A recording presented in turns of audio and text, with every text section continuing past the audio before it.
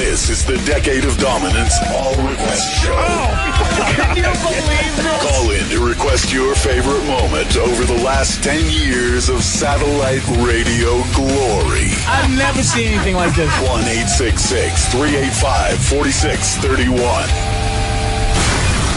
Hey, this is Trucker Dan. I think a Decade of Dominance would be incomplete without a complete rundown of the blissful marriage and divorce of Anthony Cumia. So, Anthony got some interesting news on Saturday, was it? Before F.H. Riley's? I think it was Friday. It was Friday night, maybe. Friday night? It was whenever it was snowing. Yeah, Friday night. It's snowing, and I look out the window, and I see some guy knocking on my door. So I'm like, all right, whatever. Go to the door. Might be a package or something. Some chubby guy. Maybe some of your Nazi memorabilia, Rob. Yeah, coming in. Sign for it. Right, yeah, sure. Sign for it, of course. Lampshades, whatever. And I open the door, and he hands me a big stack of papers. And, I've been there before, so I know what that is. You're being served. You got served. I got served. Mm-hmm. I got served. Now, you kind of been hinting in the last few months that this might be coming because... Yeah, I thought it was coming. Anthony's been divorced. I don't even know how long. Oh, at this forever. Point. Please. 7 years, something like that. 6 years. It's been like, 7 years, I guess. You've been 7 years. You've been divorced 7 years. Yeah. And out of nowhere, you get served with papers, and now you got to go back to court because things aren't quite right in her world. Things or are according to her. Let me tell you, I'll make my statement. Things are absolutely right. Someone is sadly mistaken in her camp over there, the ex-wife's camp. Sadly mistaken at how much money I make. A lot of it is said on the show, and we goof around, and things have been printed in the paper, which we laugh at because they're severely overblown amounts of money that they say that we make. And we just laugh. We're like, yeah, okay, $30 million. That's, I make $30 million. Yeah. When meanwhile, no, we don't. It's only 20. Yeah. Come on, let's get real. Now that'll be in the paper. He said he made $20 million. But, they're really sadly mistaken. Can I be completely honest? Yeah. I know we do very well. Yeah. And this might shock some people, knowing me and money. I have no idea how much we make a year. I have no clue. You don't know? I swear to God, I could give you a number and I could guess at it. Yeah. I never wanted to know. There are also variables. But the beauty of me, Anthony and I, we make exactly the same. So in my weird world, I don't need to know, don't want to know. I just want to know we're doing well. But I have Anthony to make sure that everything's on the up and up. Yeah. I have the contracts at home. If any question comes up, I look at it and see what we make. Every once in a while, I'll ask Anthony a question about it, and he'll answer me. I'm like, oh, all right. That's what we make. But as I sit here, I swear to God, I couldn't put a number on what we make a year. Yeah. And I like it that way for some weird... It just makes sense in my stupid head. I kind of keep track. And Ant keeps track. I keep track. And that's why it's okay. And the reason I keep track is because I have to keep track because I'm involved in a divorce where she has to get money based on how much I make. So, that's how I have to pay her. See, so Jimmy's doing what I did all day Saturday. Oh, just fuming. I was telling Ant before the show in the office today, it's just amazing that in this world, you could say you don't want to be with a person anymore, but then the courts will decide when you actually don't have to be with that person anymore as far as their involvement in your life. Anthony got divorced 7 years ago. I want no involvement with this person ever again. I don't want to see her name. I don't want to see her. I want no involvement with this person. That's it. And before you even got divorced, it was a couple of years where you didn't want to have anything to do with her anymore. Right. And out of nowhere, thinking you've kind of moved on with your life, except for having to sign Except for a financial commitment, which is, that to me, I've rationalized it to where it's just like business. It's like paying my American Express bill. That's what it is. She's a bill. She's an entity to me that needs to be paid. That's all. And that's what I've been doing. Just like I pay my other bills. I pay the full amount and I pay it on time. And then I get this load of crap Just to on Friday. Bring everyone up to speed, because we talked about it on the show. She's been writing on the back of the checks under protest. Like she's cashing these. She's throwing it into some kind of bank account, but under protest. That's why Aunt knew something was coming. I knew something was up because you don't write something like that on a check unless you're gearing up to do something later, so that you could pull out all these checks and go, well, see, I did cash them, but I was writing this. And obviously someone was telling her to write that. Yeah, somene's telling her. She didn't think this up herself. A big, fat, bloated mess of a person was telling her that. Exactly. It's so I get these papers, and there was a brand new deposition. That's her statement as to what is going on and why this whole case is being brought. And it was nothing short of a fantasy novel, this whole thing, her statement. And again, it brought up things with the marriage that are irrelevant at this point. Here's what this amounts to now. Because they think I'm making more money than I am, they want a complete assessment of, what I make and my tax returns and stuff like that. And you know something? Okay, I'm fine with that because I have absolutely nothing to hide. Hand over my tax. I'll give my tax returns over to a judge, whatever they need, to see how much I make, and let's see if it matches with what I've been paying. And you know what? It will. It'll absolutely match because I think you have this overinflated view of what I'm making. And they are in for a big surprise. A big, big surprise. So she wants more money now, 7 years later? Apparently, they think I've been... And that's the thing. Imagine if every time a bill came in, you paid it, like the American Express, let's say, comes in, you pay it on time, in full, every single time you're supposed to pay it. And then you get a lawsuit filed by American Express saying, hey, what's your problem? You're supposed to be paying us more, and we're suing you. You'd be livid. And this is not even like American Express because this is not even a product you're getting to use. This is interest on a product that was busted 7 years ago. Exactly. Yeah. So the first part of it is the deposition, which is, things about the marriage, and this has nothing to do with that anymore. This is a math figure. This is a math problem. That's all it is. It's how much do you make? How much is she entitled to? End of story. This isn't any more about emotional damage and I was in love and he left me for another woman after 9 years of marriage. 7 years ago, he decided to leave me for another woman. Did I?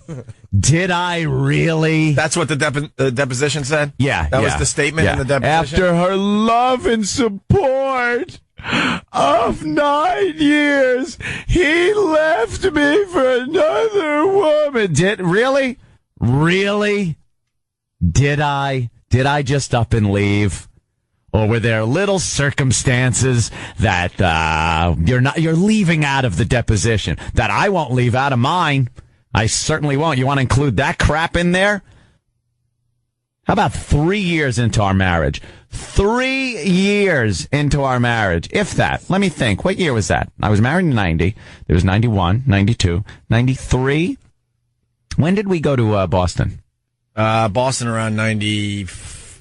5-ish. But early 95. So I'd say about, I'd say 3 years into our marriage. I'm at a gig. Ope's there. We're having a blast. Drinking, having fun. We were getting ready to leave for Boston. I remember this day like it's the back of my hand because I'm having a great time. Oh, it was great. With Anthony, we're celebrating the fact that we're going to work together finally full time in Boston, do afternoon drive, blah, blah, blah. Yeah. And we're saying goodbye to the listeners that we had from BAB out there on Long Island. Yeah. Big party. They kind of threw us like, all right, I'll see you later party. And all of a sudden, it's still kind of early, and Ant's like, I gotta go. Like, where are you going? Yeah, where are you going? I gotta go. And believe me, I wouldn't even be saying this if I thought for a second it was like a lie or dishonest, because I could be held liable of course for what I'm saying. But this is so absolutely the truth. and there are people that saw it. I saw it. There could be witnesses that could come forward. Can I be a witness? And say, absolutely. You're cordially invited to I witness because you were there. I was kind of pissed off. I think my brother was there. I think I was pissed off and jealous at the same time. Because I had to leave. I had to leave immediately. 2 girls for every boy.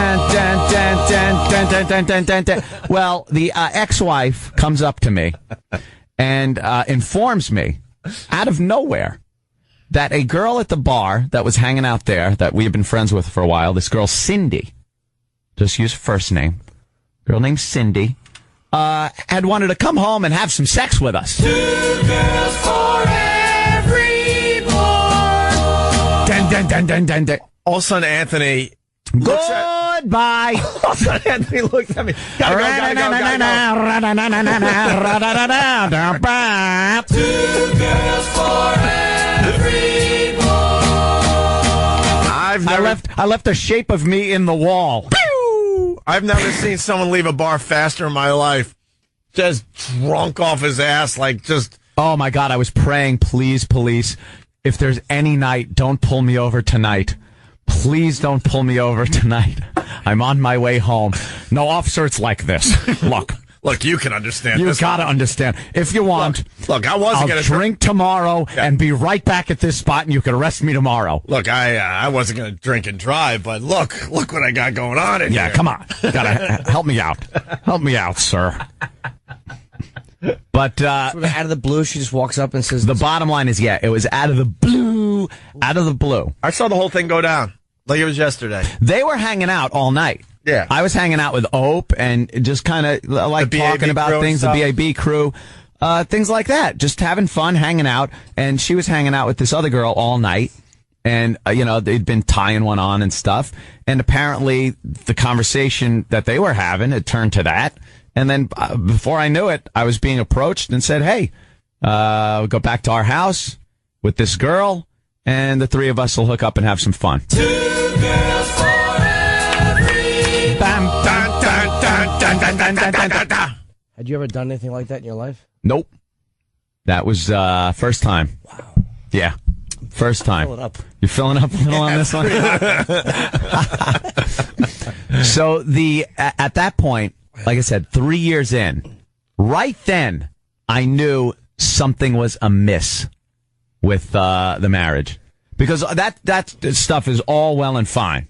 It's, believe me, a lot of fun. You're not going to complain. It's great. As a guy, it's one of those things, again, number one fantasy, blah, blah, blah, blah, blah, blah. You're not going to complain when you're in it and you're in a drunken stupor, but then when you're back to regular life, you're like, You're kind of thinking, yeah, all right, something's a little amiss. Something's missing here. And this is with all the love and support I gave as a wife, my wifely duties. My husband left me after. Shut up.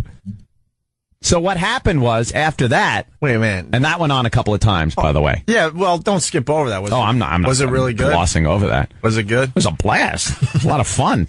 Did you focus on each person equally? No. How the hell would you do that? That's stupid. That is the dumbest thing I've ever heard.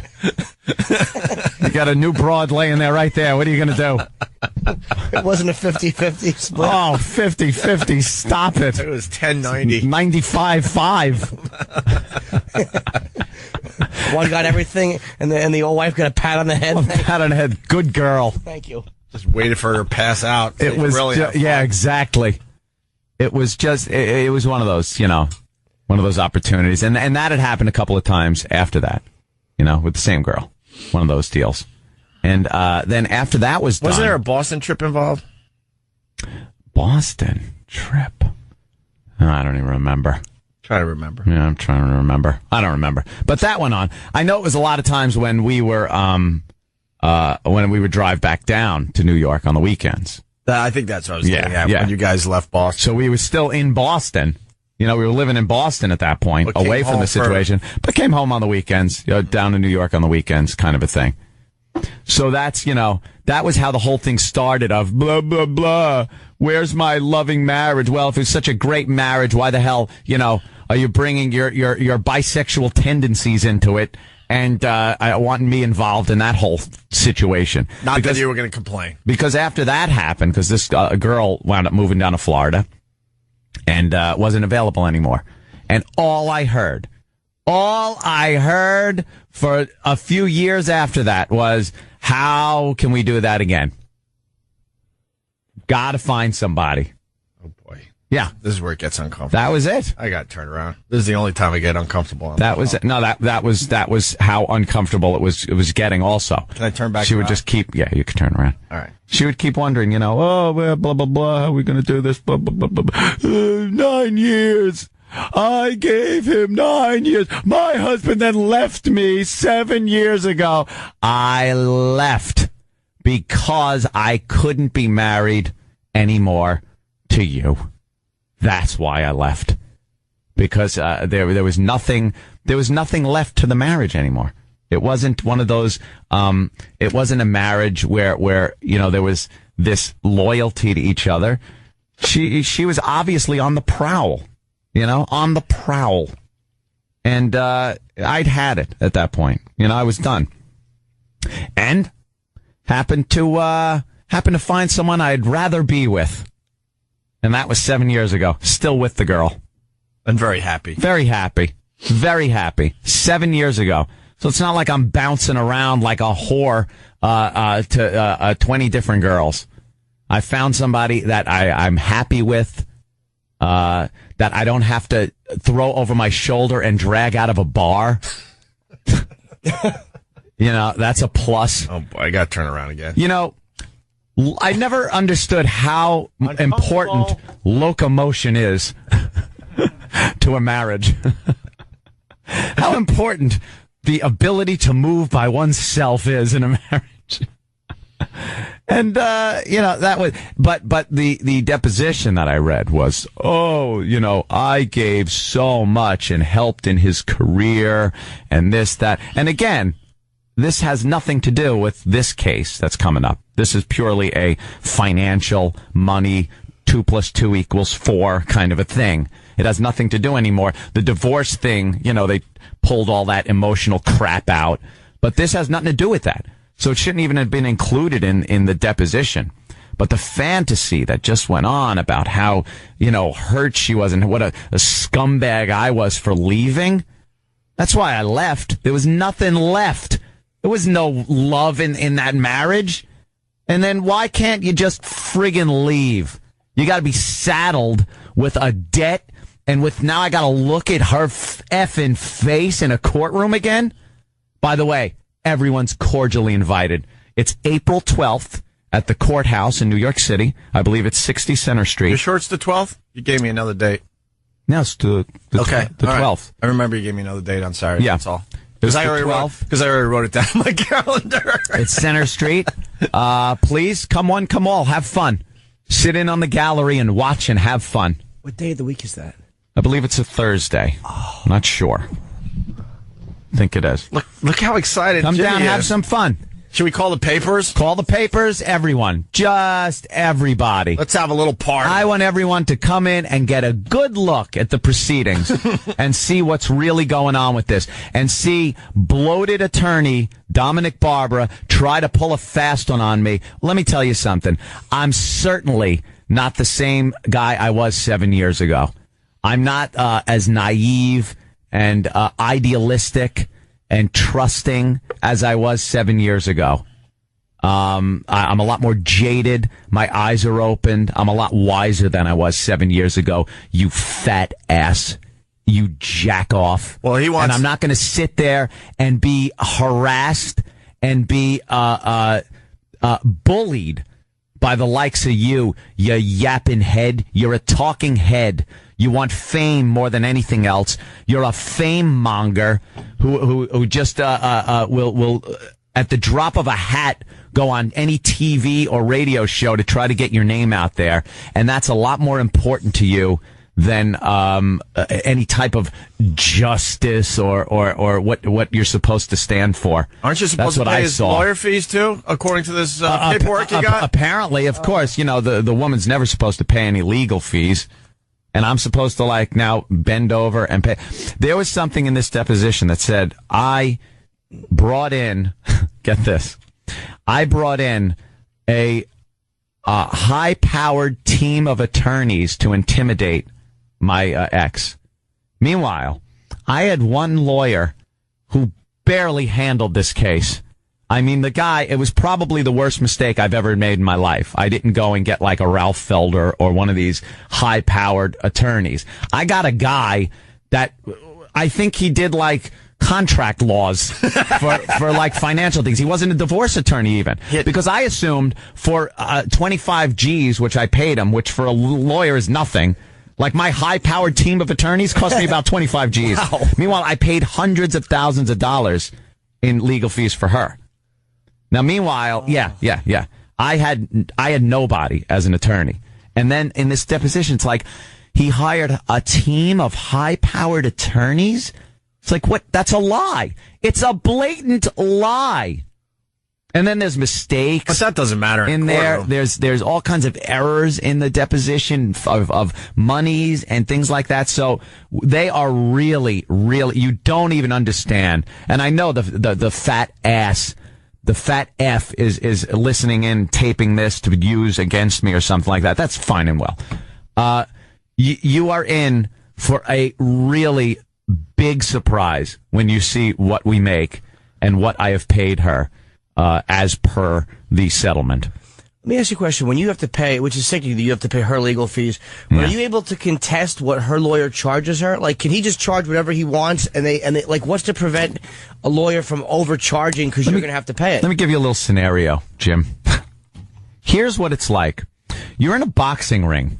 You hope that the fight will be over after the third round. By round 10, your face is smashed in. You're on the canvas bleeding. You just don't get up. If you got up to try to, figure out how much this one's owed and this one, that you're just going to get punched in the face more. And that's what I was. I was on the canvas, down for the count, and I said, you know something? I give up. And that's how things get settled. That's how divorces get settled. They beat the crap out of the guy until he gives up. Do you know most divorces never go to trial? They never end with a trial. Most of them are settled. They just wear you down. They wear you down and beat you up. It also said, I saw that happen to Anthony. It was so frustrating. Anthony's the nicest guy. He really is an unbelievable guy, and to see that he has to go through this crap, I've gone above and beyond. Just infuriates me on a level I can't even explain. I've gone above and beyond, and to read that technically she probably owes Anthony money. I get this also. Technically, she probably owes Anthony money. She should just shut her mouth and take her stupid paycheck she gets every month and do what she's doing with it. It not only said that I hired a high-powered team of attorneys, but at every turn I delayed the proceedings. Meanwhile, I was trying to get this done as quickly as possible. You used to scream on the air that you just wanted it over. And court dates would come up. And they would cancel. They would cancel court dates and postpone and postpone. I was ready to roll.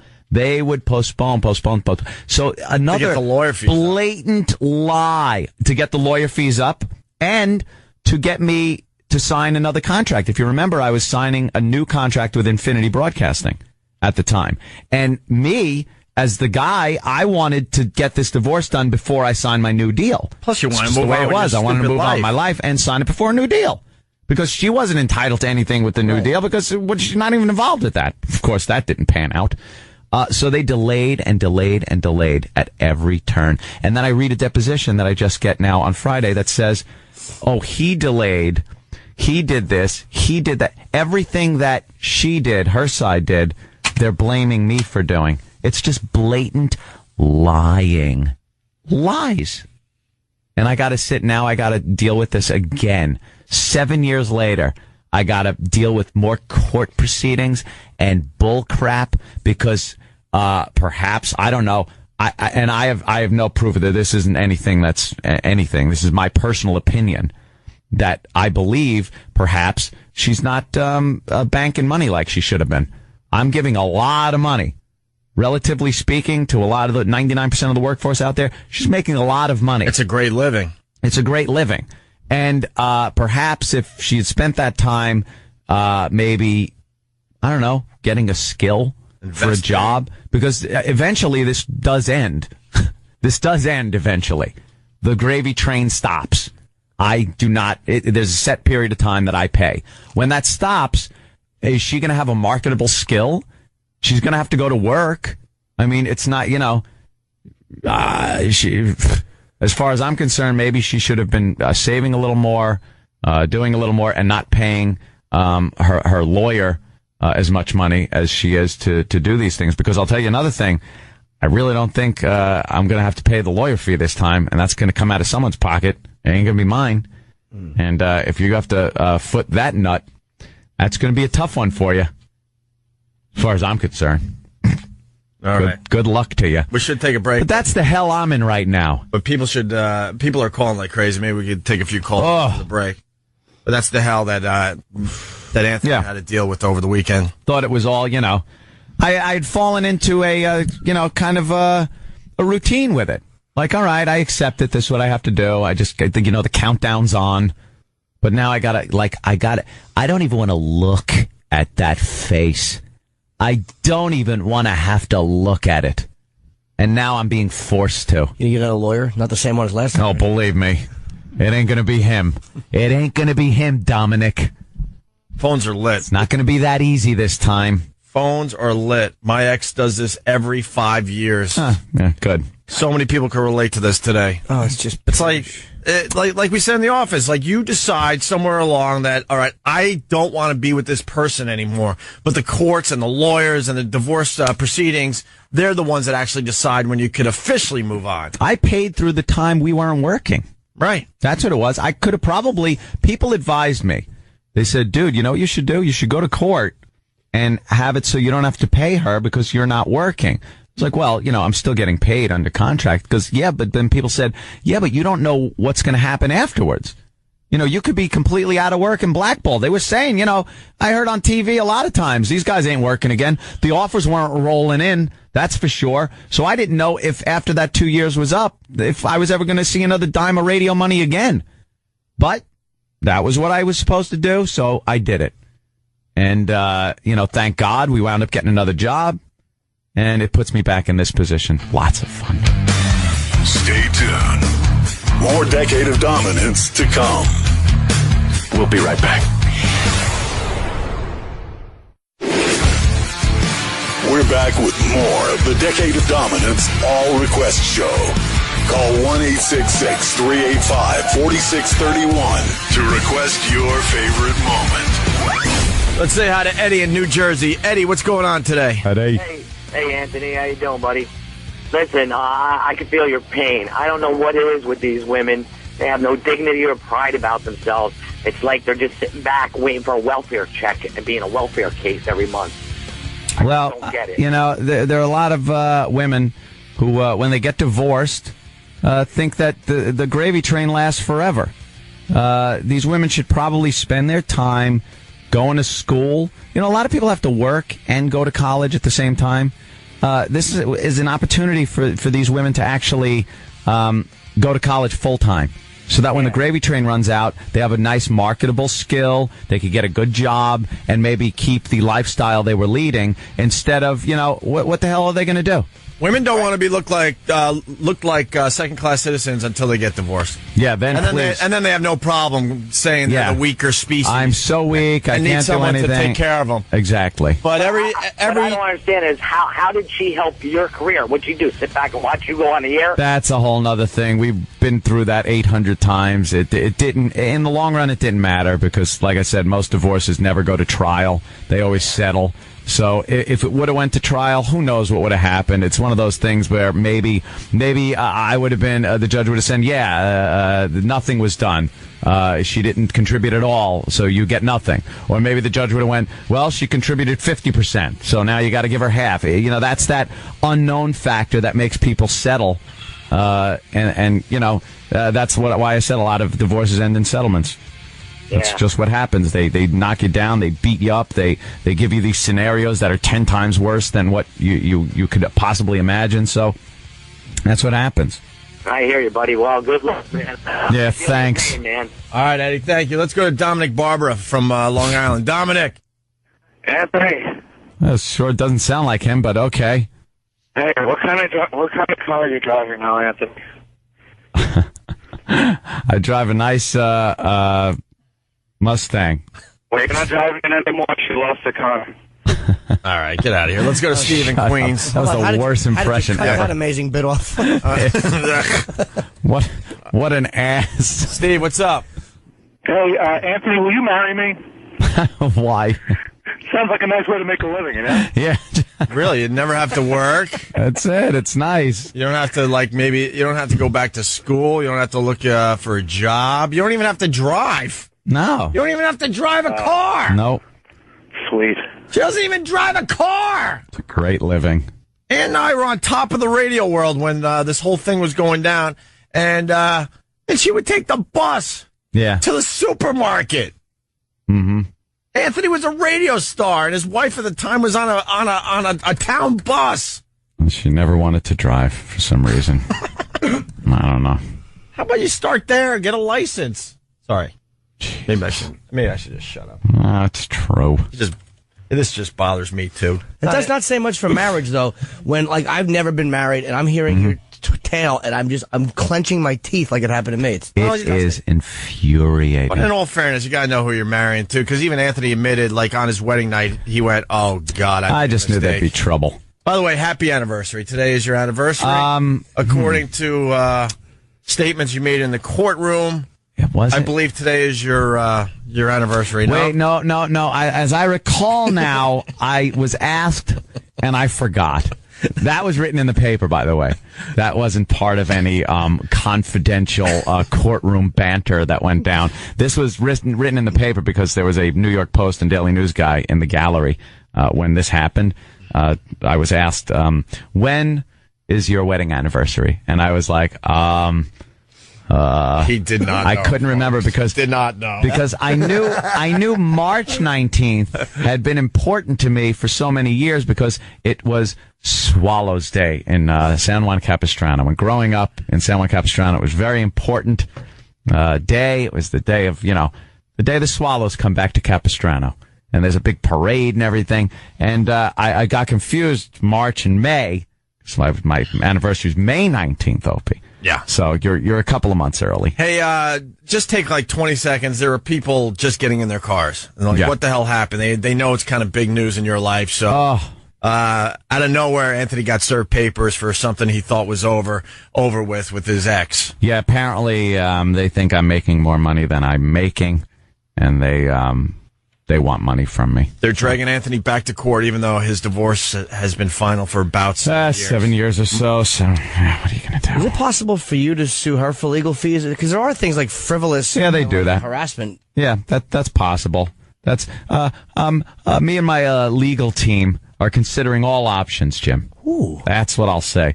All options are open to us right now. I say you make her suffer now because you've been just a nice guy through this whole thing. You really have. I say you make her suffer now. I've reached my limit, and as I said, I was looking at this as just another bill to pay and kind of rationalizing it like that, but I'm not the same guy I was 7 years ago.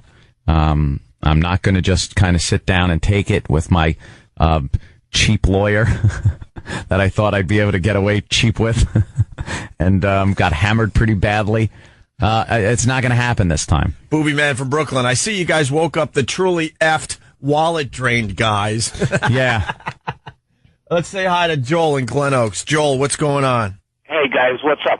Listen, 3 years I was getting a divorce. 3 years I was looking for a divorce. I have money. All of a sudden, the only way I can get a divorce is by claiming bankruptcy. Within 3 days, the papers were signed. Yeah, there you go. I guess what we're talking about today, though, is, the whole divorce proceedings in general suck, but it just amazes me that Anthony wanted to move on with his life, has moved on with his life, and out of nowhere, he's now got to deal with his ex. All I could say without going into details, because I can't, I'm precluded from going into any details on this thing. But all I'll say is, I have gone, little do they know, because apparently they believe I'm making a lot more than I am making. But I have gone above and beyond my commitment. I have a commitment that I'm supposed to make with paying her support. That's what you do when you get divorced. You got to pay the wife, the ex-wife. And I've gone above and beyond what I am actually supposed to do. And one of the options I have now is looking back and seeing where I went above and beyond and maybe taking some of that back. Where that'll end up will be, I think somebody will owe me money.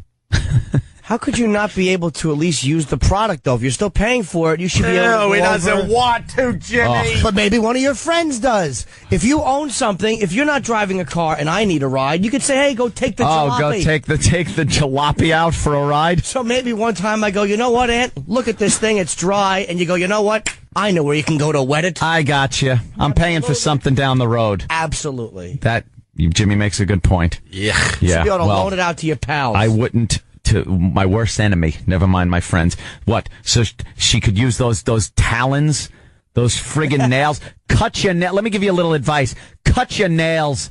That crap went out in the 80s. The goddamn vulture nails she's got. Boy, I got to turn around again. Is that for swooping in on wallets? You grab them out of back pockets. Those talons. Enough with your talons. Are you done? Christ on a pony. Can I turn back around? Yeah, you could turn around. I swear to God, it's the only time I get uncomfortable on this show. Jesus. Let's say hi to Steve in Get another Pennsylvania. tattoo. Get another tattoo. What's wrong with tattoos? Because you're in your 40s now. You're not a kid anymore. Surprise. Surprise, you're in your 40s. Get another tattoo. Why don't you get one of my bank account number on your back? Oh, boy. I got to turn around again. It's done you well. I'm telling you. E-Rock, tell me when he's done. Is he done? Get that one. Not going to look so cute behind the bar anymore. When that has to happen after 2 more years of me paying you off. What's going to happen after that? Where are you going to go? You got a job? You got a marketable skill? You're going to hit the gin mills again. Because let me tell you something. They don't tip as well when you're in your 40s as they did when you were in your 20s and early 30s. 41? It don't happen anymore. The kids don't want to tip the waitress or the bartender unless they think they're going to get a chance with her. What about like the Japanese tattoo with some of that? Yeah, get that. Or Chinese, whatever it is. Get that. Where it means something. What's the Japanese word for leech? Let's say hi to Steve in Pennsylvania. Steve. Hey, guys. How you doing? Hey. Hey, Aunt, this has been going on for years, and it's like, God, man, when is this ever going to end? I mean, I'm sure the knot in your stomach, you got to throw up when you see this. Oh, it's ridiculous. Well, I'm a new guy these days. I really am. I just I took it where it would have been. I would have taken it out, and I did like years ago on the process server. The guy that just comes and delivers the court papers to you, tells you when the appearance date is. Like, I unloaded on him the first time, like years ago. Now the guy came to the door. He's like, you Anthony, here's the papers. And I'm like, all right, thanks a lot. Drive safe. It was icy out. You know, I'm not going to kill the messenger. Is it true you offered him a Bud Light? I had him come in. We had a Bud Light together. It was one, and then he was late. He had to go serve some more papers. Hey, it's always worth it, so, you know. I'm a nice guy. We did. We sucked down a couple of Bud Lights, and he was off on his way in the snow. He said we sat in front of the Java log for a while. All right, enough. Hey, you're married for a couple of years, you know. Unfortunately, you know, it was a miserable marriage. And why should we have to pay for it, you know, half our lives after the divorce happens? I don't know. It's crap. I It should don't be done and know. over with. Yeah. And the big C, I'm sure, you know, she's laughing her ass off about this, but, you know, we shouldn't have to pay for it our whole lives because of their misery. Well, when's the court date at? April 12th. April 12th. I got to be in on April 12th. I'll be there. Yeah. I'll be there supporting my pal. Where's the courthouse? Downtown? Yeah, because we're flying out when? For, I think the week after that. Oh, wait a minute. No, we got the 14th. The next day. We're flying out the next day. Yeah. Well, Yeah. you Oh. let the listeners know I'm if flying you out want that. to have fun. All right, sir, hold on. April 14th. We're leaving the 20th, I believe. No, not vacation. wrong. We're doing Vegas. Vegas. Oh, okay, you're right. The virus. The One tour. Traveling Virus comedy tour in Vegas. So I know Tickets we got on sale now 12. through Ticketmaster. All the info's on OpieRadio.com. Go ahead. I'm going to miss that thing because I'm flying out that Thursday. That was the only flight I could get. I'm going to miss 12th? his court date. Yep. Well, All right, well, thanks, guys, and Frunkus, Thank you, sir. okay? Frunkus. So maybe can we talk to the judge and move that? Let's say hi to Eddie in Yeah, maybe Brooklyn. we'll have to move it. My friend wants to watch you on. Yeah, my friend wants to hang out and watch. Eddie, Yeah. what's up? How you doing, man? What's up, man? All right. I hate to be the bearer of bad news, but I went through a similar situation, and when I try to recoup any kind of monies or try to talk to the judge about that I did above and beyond Yeah. what was expected of me in the settlement, well, he told me, well, you're a really nice guy. But I didn't have to do any of that. Hey, you're a real nice guy. Goodbye. Goodbye. Thanks a lot, you know. That sucks. It did. It really did. Because I thought, you know, my position was that if I gave her the money, I wasn't sure it was going to be put to the right things, like for their schooling. Or Oh, see, you got child stuff. That's different. Yeah. All right. That's different. Hey, this just in. My brother Elmo is right. in the middle of making a T-shirt for Anthony's April 12th court Oh. appearance. Oh, great. Get the T-shirts. We'll be throwing Signs. them around. Wow stickers. We'll give them out. What is this guy Jack saying? Let's go to Jack. Hey, Jack. What's up there? Yeah. Hello. Hi, Jack.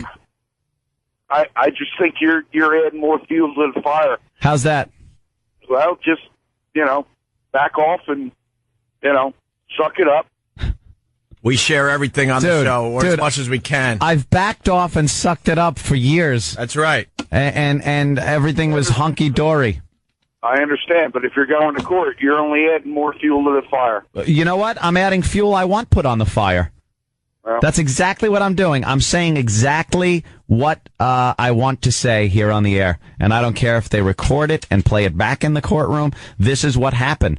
These are facts that I'm saying. This isn't some deposition full of crap that is full of lies and inconsistencies and numerical errors. There were actually errors in there in the math. I'm not denying that, and I wish you all the luck in the world. All right. Yes, Sir, if you throw out one more cliche, I'm going to smash my own face into the console. Bird in the hand. It's worth two in the bush. Fuel in the fire. All right, All the Jack. luck Fuel in the world. fire. Get home safe. Thanks, Jack. One more from Jeff in Philly. Jeff, listening on WYSP. What's up, Jeff? Hey, what's up, boys? Hey. Hey, man. Hey, man, I just want to cheer you up, man. We love it here in Philly, and we got your back all the way. Thanks. Want some Philly representation then? Yeah, in the courtroom. I'm glad Aunt's sharing because I think a lot of guys are going through this crap. That's it. That's what it is. You know, a lot of people too. You could just sit there and just, well, I don't want to say this or that or the other thing. All I'm saying is what happened. If I'm saying anything that I could be sued for, well, then it's a surprise to me because, like I said, anything I've said, there are 20 people that could back up everything I'm saying. That's our marriage. In my opinion, I'll even say at that point that I mentioned earlier, when she was inviting other women into our marriage, that's when I was like, all right, there's an issue, and that was 3 or so years into our marriage. Please, enough. Don't come off like the poor little victim in your deposition. Let's go to Diana in California. Diana. Hey, Anthony, you're doing the right thing. That's the problem. You were too nice to her, and she knew you would not go to court, and she knew you would pay her. Now you need to fucking take her. Oh, she's a. Oops. Oh, I'm on the radio. Sorry. Oops. It's okay. Go ahead. Sorry. Go ahead. Oops. She deserves it. And isn't he friends with Howard Stern? Isn't that like his friend? Well, Dominic Barber, it's known. Yeah, he's good friends with Howard Stern.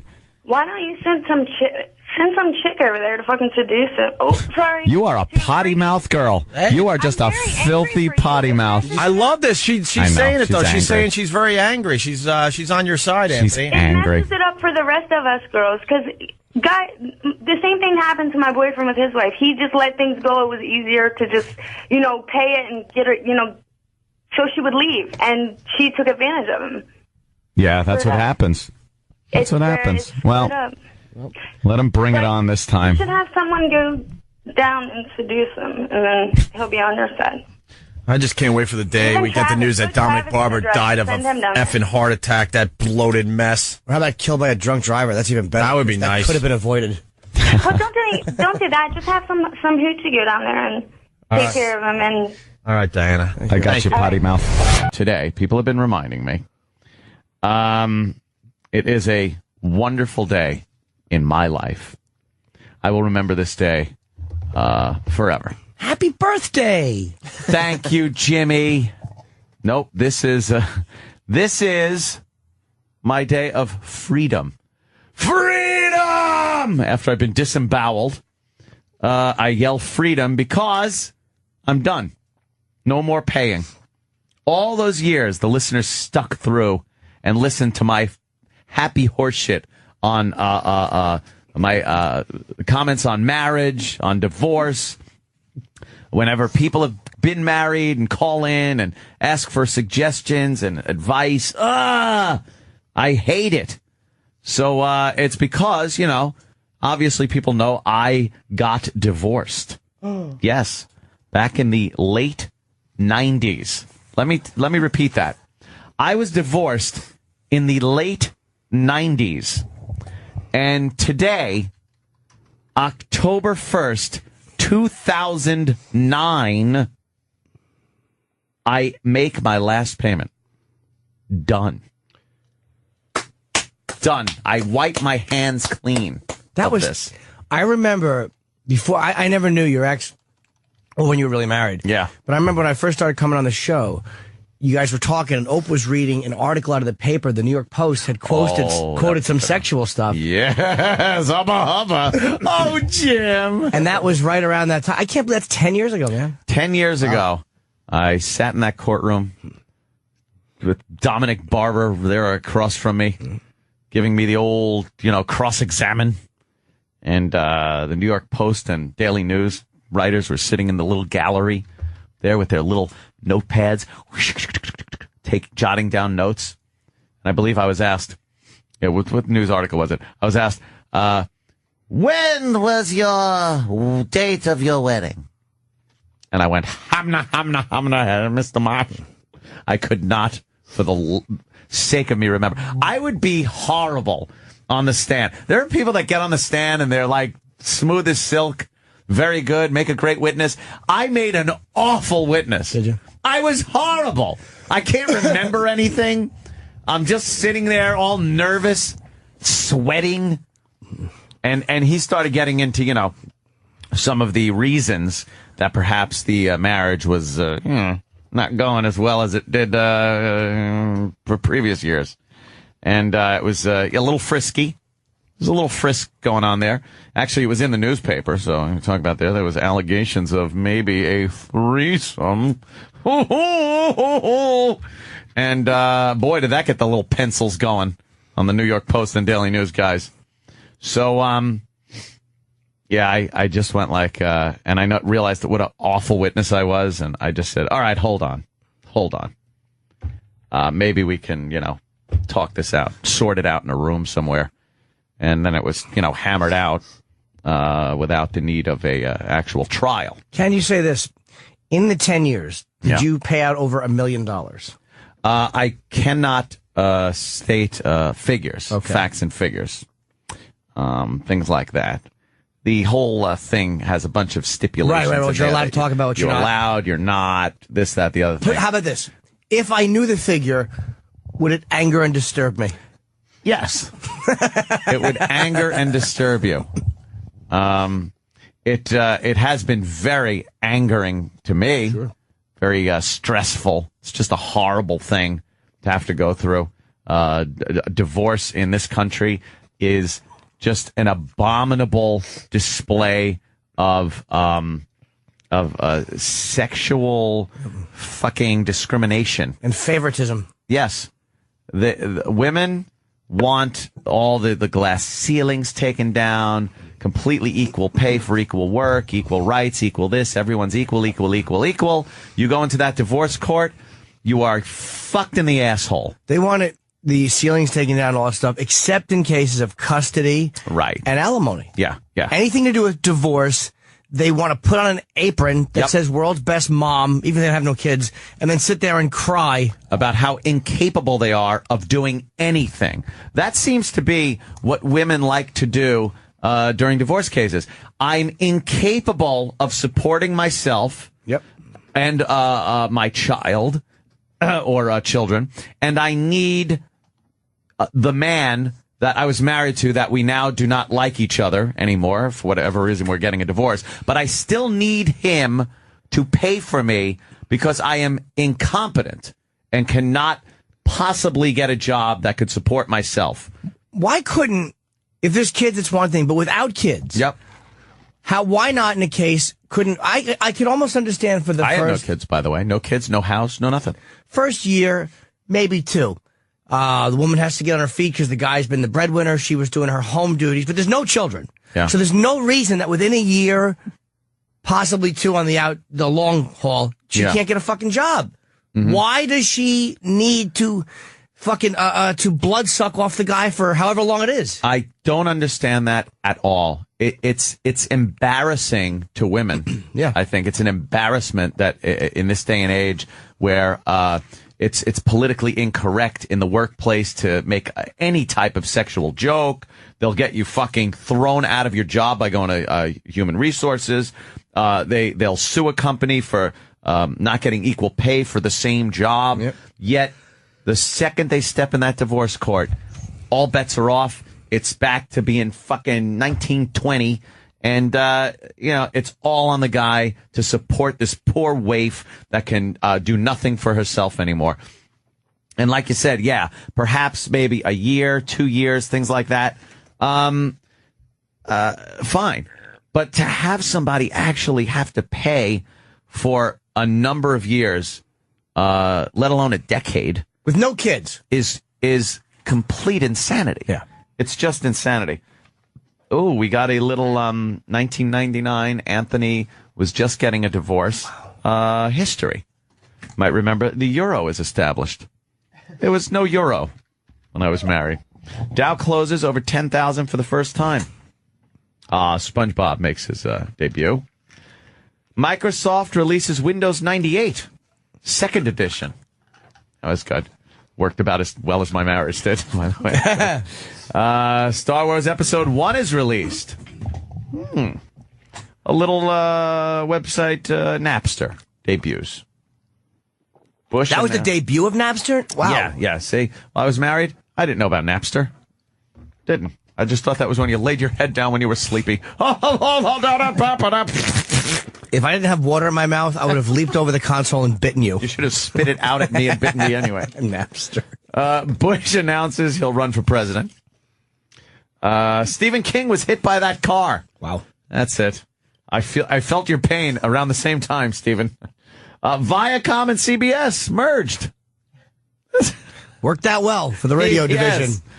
And the celebrity deaths of that great year, 1999, when I first got my divorce. Owen Hart and Dana Plato both died. Wow, 2 biggies we lost that year, did we? Holy shit. Those are the 2 you can come up with. But that is fucking like, come on. It's a long time ago. Yeah. But today, God, I was waiting for like this day for so long. It's just, all right.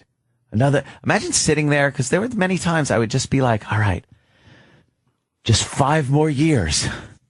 I'm halfway there. 5 more years to go. And it's like, 3 years, 2. 1 year. Yeah, years I'm talking. You're getting a raise. That's pretty much what it amounts to. Just in time to pay those Obama taxes. I get fucked no matter what happens. Jesus. Poor Aunt. But some people are suggesting, was it worth the price? Yes. Yes, it was. I have had my share of pussy that would fucking make people cry. Would knock your socks off. Oh, great. So getting out of a marriage was very, very good for me, I think. Because I was really not a happy guy during that time. Like I'm Mr. Joy now. I yell all the time, apparently. Yes. But you're a gun nut. You're a fucking bundle of nerves. It's funny. I wasn't happy then, as opposed to the picture of emotional and spiritual health you see now. Just yeah. Well, I sit next to a spiritual vacuum. Yeah. But no, I'm just glad that's over. I was able to. I remember one time. I won, and this was back in like 98. This is just before things went haywire. I wanted to get a cell phone. And now this is 1998. People had like the StarTAC. I think Opie had gotten a StarTAC. I was like, fuck, man. I want a cell phone. And I was told no. No. Why? I don't know. And then I said, well, because I was very, very like, it's not making any waves. I'll be okay. Okie doke. I was told I could get a car phone for emergencies. Like if the car broke down, one of those giant things you put in with the little corkscrew pig dick antenna on the back of the windshield window, the back window. I was told that would be okay, but under no circumstances was I to get a cell phone. Why didn't you just say, shut up, I'm getting one? Because Anthony was one of the biggest pussies in the world. In the world! Up until I got divorced. Then, like, all bets off. I had to change my whole lifestyle and everything. Just change it. Because it was too, I was very like, all right, okay. Well, it's very emasculated. You just didn't want to fight. Yeah. I was tired of any confrontation, conflict, fighting. So, yeah, I would give in and be like, boo, boo.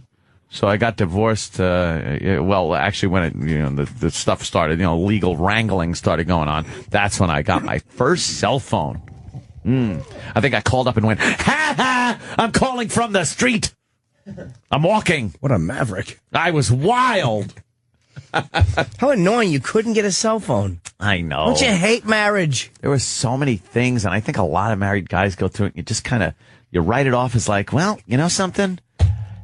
This is my life. This is what I stepped into.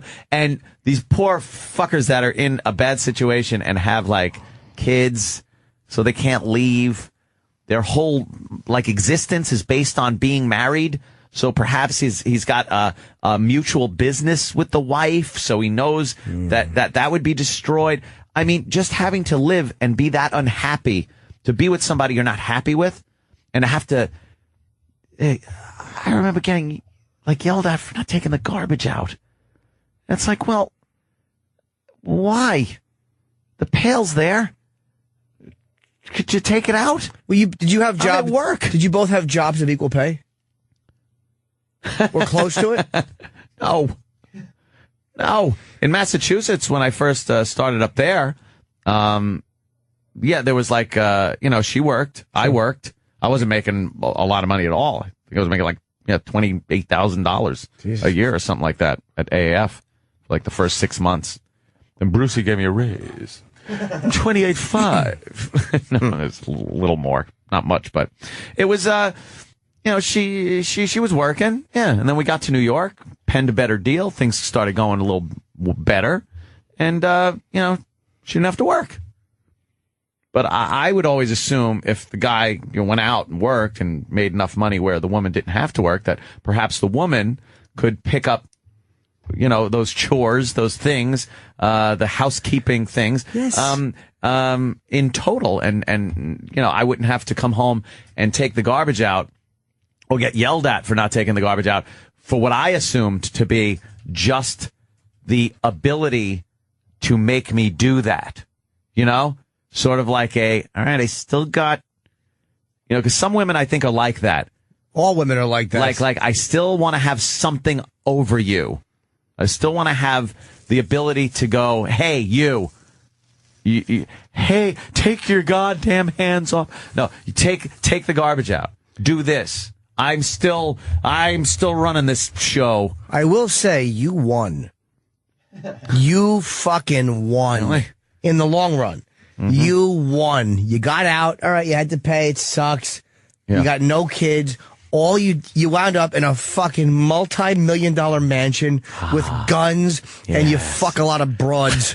The winner, ladies and gentlemen. The winner. Your fucking dick smells like 8 different vaginas at any given time. You got fucking millions. You live in a mansion. You won. You drink whatever you want. You hang out with your friends whenever you want. No one. You want a fucking movie theater and a karaoke machine? You're like a giant child. You have a fucking keg, a truck. You go shooting guns. You're right. Whatever you want to do. I feel good about that, Jimmy. You Thank you. fucking rent sports cars with your fucking dopey cop friend and speed. No one tells you what to do. You fucking won, man. You know something? Perhaps I owe. That was my debt of gratitude for saying, you know something?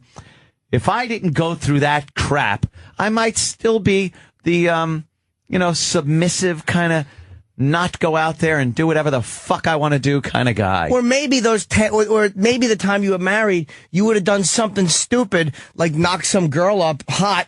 And all of a sudden, she has a kid. It's all these years later. She's fat. She's with someone else. I'll play. Who wouldn't have? Yeah, right down the stairs. Fucking something on a fucking hidden dragon or crouching dragon. Crouching tiger, hidden dragon. Whatever. Something's crouching. Something's hiding, and something's falling out.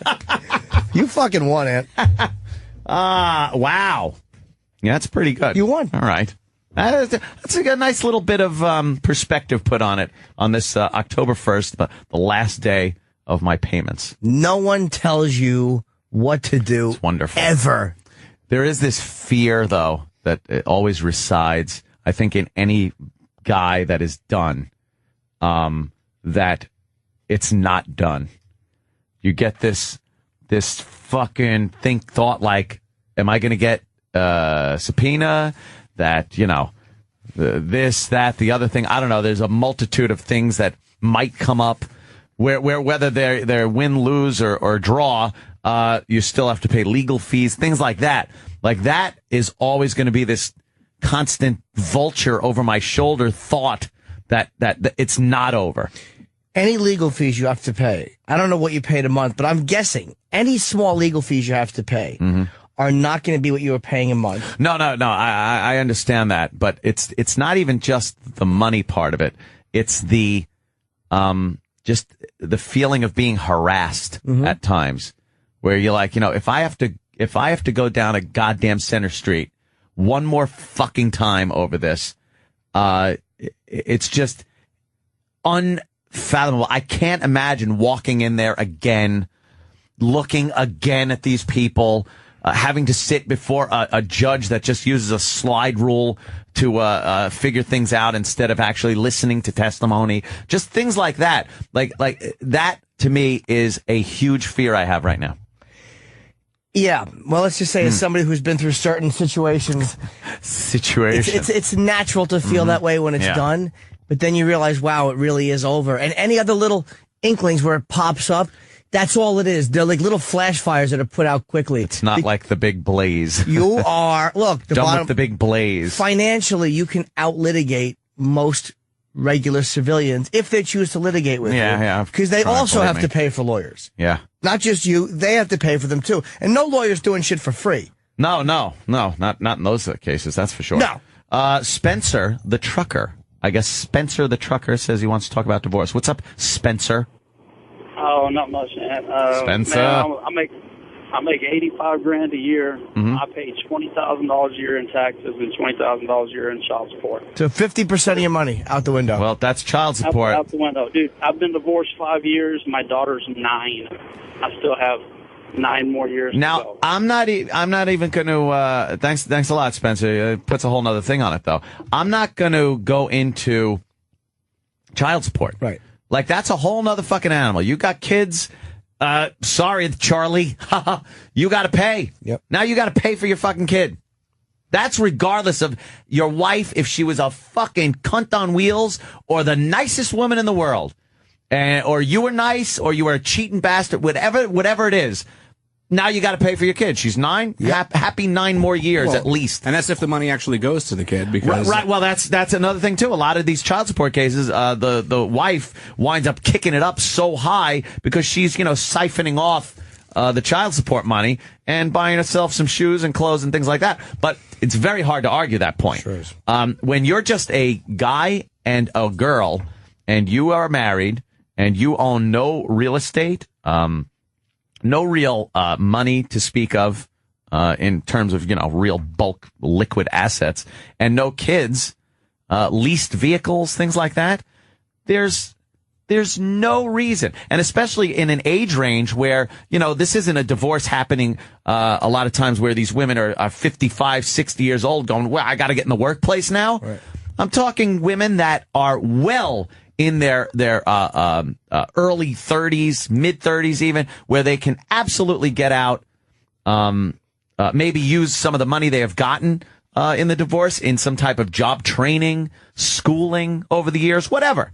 And then come out of it as a very productive member of society, supporting themselves, building a career, perhaps. A lot of them don't want to, though. They want to have the same lack of financial pressure, and lack of having to do shit to earn the living. It's fucking sickening. Yeah. It's not 1930. Women are paid fairly equal. Yeah. And they should be. So, sorry, man. You divorcee guys on the phones, because I want to continue talking about this and take some calls, because there are a lot of good calls about people that have been through these situations and stuff. We hit on this every so often, but today's a special little day. Jello Jeff from Oklahoma, what's up? Not much. How you doing? Hey, good. Hey, buddy. Speak and be spoken to. Okay. So I've been listening to you guys for a while, and about 3.5 years ago, I got married to a fucking cunt. And I called in with you guys, with Louis C.K., and you guys were like, yeah, you need to get out of that shit. And I did. Like a month ago, I fucking packed up and left. And thank God we didn't have any kids or anything like that. The house was already hers, and I said, fuck you. I got my shit, got the fuck out of there. The house was hers already? House. What? Dude, how did she get the house? It was already hers. So. So you're the fucking freeloader then. How long after you were married did you realize that she was kind of a cunt? Maybe 2 months. What happened that you're like, ugh, fuck, what did I do? Kind of like what Anthony was talking about earlier. My brother and I are real tight. We were going to go do something one night, and I was like, well, we're going to run down, just do something stupid. And she's like, no, not tonight. You're not going to. And I was like, so now I got to fucking ask permission for everything? Yeah. Like, fuck you. The asking permission thing is something that just should not be part of fucking any marriage. Never. What the hell? Where does that come from? Oh, really? Yes, I'm going. I got a girlfriend, right? I've never been married, and she does not live with me. She spends a lot of time at my place. But I'll catch little moments happening, like, where I'll want to do something, and I'll go, she's going to get annoyed. But then I'm like, that's what happens when you get fucking too into it. So then I just do it anyway, and I'm like, fuck her if she gets annoyed. Yeah. And we argue sometimes. I'm like, you're not my wife. Yeah. We're not fucking married. And even if you are married, like the asking permission thing. And again, I don't know what marriage with kids is like. I can only assume it's a fucking nightmare. Well, it all depends on how you look at it. Oh, Uncle Paul now. Fringe benefits. Sometimes your wife gets very angry. That's things that are reported. Like, you can't be, I can understand, you can't just go, hey, I'm going to the Borgata for the weekend, with some friends if you have a kid. You can't then saddle the wife with the kid. Maybe, you got fucking responsibilities, shit like that. But if you're just going out with a girl or married, and it's just you two, there's no reason to go, you know what? Hey, me and the guys are going to Atlantic City, going to do some gambling. I'll be back Monday, or I'll be back Sunday night or whatever. Oh, really? Oh, hey, you are? Oh, what am I supposed to do? Where does that come from? Enough. They just don't like to see us have fun. No. Their idea of fun is not what our idea of fun is. No, it isn't. We think different things are fun. And the whole thing of prioritizing fun. Like, if you want to go out with your friends for the weekend, doesn't mean you want to go out and have fun with your friends for the weekend. It means you don't want to be with her for the weekend. That's how she takes it. That's a good point. Yeah, she's actually kind of right. You know, it's not being with her equals fun. Because there are situations where it's like, all right, you're with your chick, you're having a good time, okay? You're having some fun. Then you want to just hang out with the guys, fucking go to a strip club, do whatever.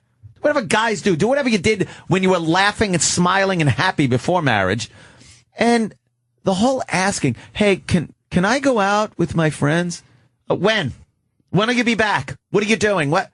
I understand the shoe on the other foot thing. If she comes up to you and goes, my girlfriends and me, we're going to go out. We're going to do, as long as there's no dick sucking and fucking going on, then, by her either, though. By her either. That's what I mean. Oh. Yes, of course. I finally got your little joke. I was rambling on. I didn't realize I was the guy sucking a dick. It's okay. Ooh, isolate that. Little in front of the joke was actually accurate. It wasn't much of a joke.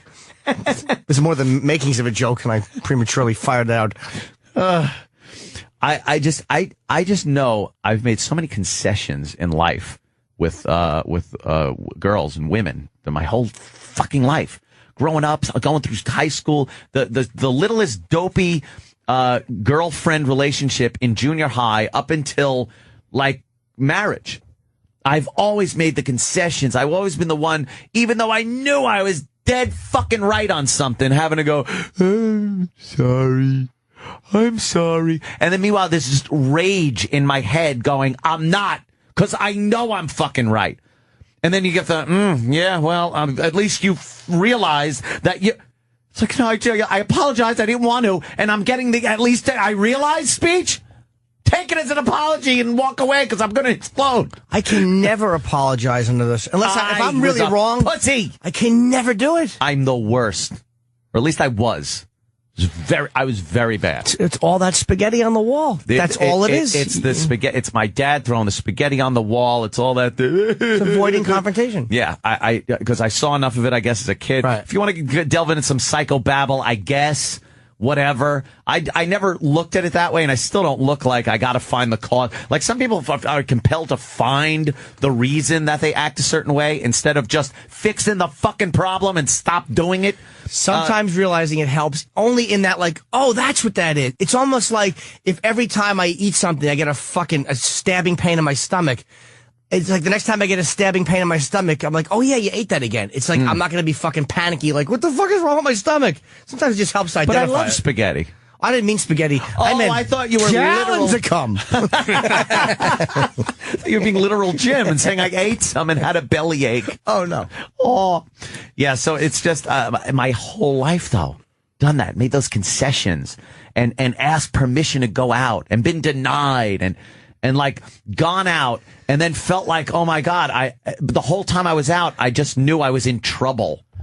Like, and I'd have to make up an excuse as to where I was and what I was doing instead of just saying, me and fucking Joe Curry were hanging out at the off-Broadway pub drinking beer. But don't you notice when you're making an excuse, you start, like, say you saw a female friend. And you want to, you know you're going to hear shit. So you want to say, yeah, I saw Diane. But you have to go, I saw Diane. Like, yeah, I know her from a long time ago. I was friends with her husband. Yeah. You have to start. Insta excuse comes out, right? Immediately constructing the relationship or whatever it is just so you don't have to hear shit. Yeah. Fuck that. I don't get it. This is where Bob Kelly would talk to me like, you know what, Dad? All you got to do is go, boom, fuck you. He gives like the worst advice. It's like, shut up, Bob. You don't do that. My favorite thing is the assumptions, like where you'll be with your chick, and then she'll throw little keywords or clues at you, and then you have to now piece together what she actually means. Ah, yeah, that's so much fun. That's probably my least favorite, part or component of the relationship. God forbid you don't get it right. Yeah, well, exactly, because let's say you talking to your chick, and she's like, oh, yeah, I'll be home probably about 8.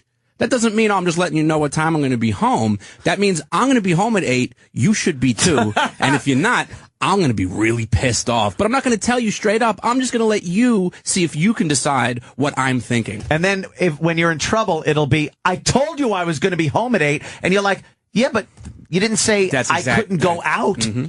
Because that's exactly how it goes. Because then the fight starts, and then it's exactly verbatim what you just said. It's, well, I told you I was going to be home at 8. That wasn't, don't go out. Can't you just say, I'm home. I know you're out and doing stuff, but I'd appreciate it if if you come home and we could do something together. That's fine. I don't have a problem with that. Yeah, that sounds too nice and civil. Don't just throw out little puzzle reasonable. pieces and expect me to put them all together. Yep. Okay, just say what you mean. What's worse than the fucking bad prying question when they do this shit? Because women are not good psychologically. They're fucking dumbbells. We do see right through that, by the way, they're girls. terrible. Like, I had my phone today. I'm listening to some messages. My mother had left me a message.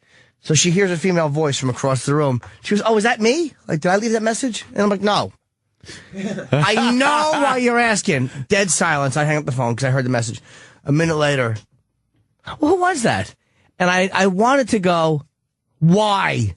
And it would have just been a big fight, but I wanted to fight because I knew it was my mother. But I want to say my mother. But it's like, why don't you just ask me right out? Don't try to be slick. So it was, there's another girl's voice on there. I'm a little suspect of what that is, but instead of, showing the true colors there, it's always, hey, yeah. Who is that? Oh, who's that? It's like they hear a selected part, like they hear the word cocksucking coming out of the phone. All of a sudden, and it was just mom still? Absolutely. Of course. Asking dad if he'd like a good one. Let's see what we got here. When you're married, let's go to Ed. Ed. Hi, Ed from Connecticut. What's going on, guys? Hanging. Don't you think it's easier to ask for forgiveness than to ask for permission now?